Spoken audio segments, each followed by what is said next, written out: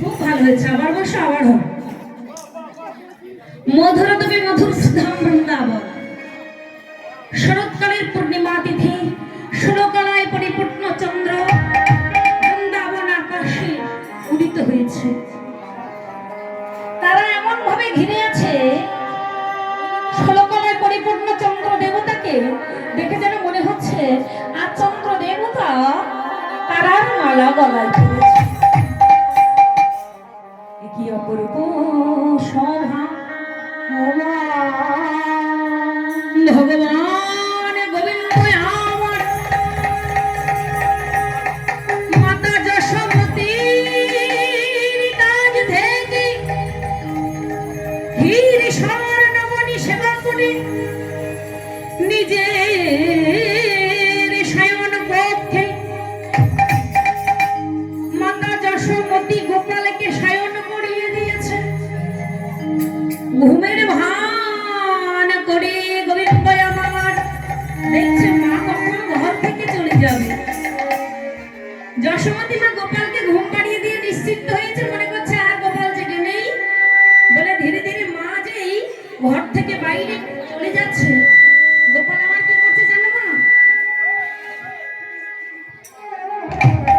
গোপাল আমার বারবার দেখছে মা কোথায় যাচ্ছে, কখন ঘর থেকে বাইরে হবে। আমার মৃদু মৃদু তাকায়, আর যেই মা পিছন ফিরে তাকাচ্ছে অমনি গোপাল আবার চোখ বন্ধ করে। চতুরের শিরোমণি গোবিন্দ দেখে মা আমার কত দূরে যায়, কি অপরূপ শোভা। মা যেই দেখছে গোপাল ঘুমিয়ে গেছে বলে ধীরে ধীরে ঘর থেকে বাইরে হয়ে ঘরটার কপাট বন্ধ করে ভজিয়ে দিয়ে চলে গেছে।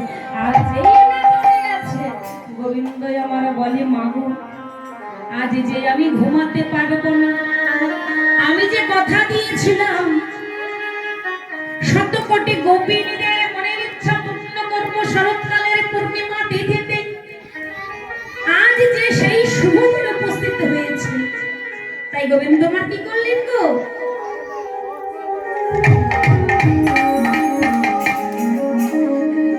মোহন মুরলীটা করে নিয়ে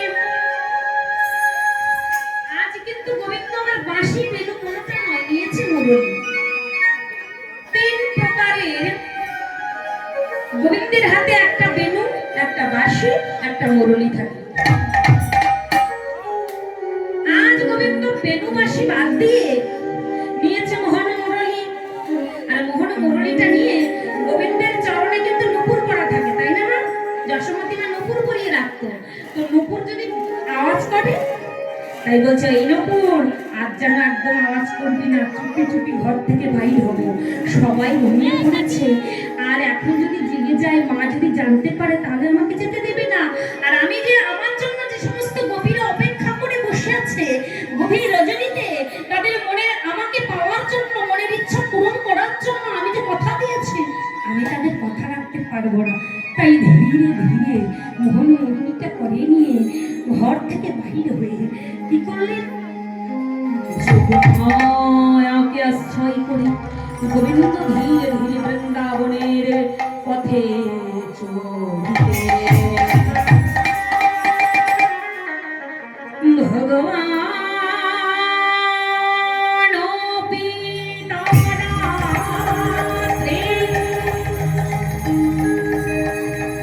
শারদা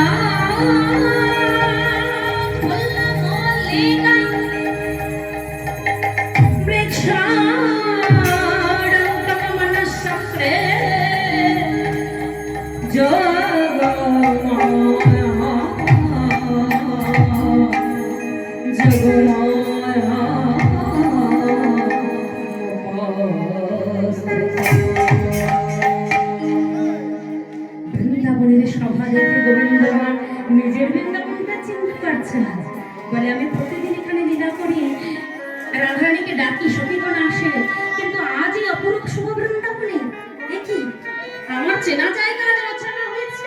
ঠিক আপনাদের মতো, আপনাদের প্রতিদিনের চেনা এই জায়গায় আজ কেমন অচেনা অচেনা লাগছে। কত মানুষ এসেছে, সবাই একত্রিত হয়েছে, ঠিক বৃন্দাবনের তেমন।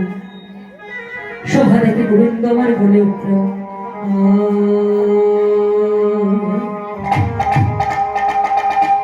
শারদ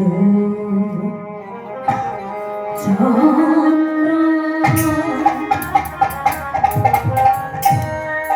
পবন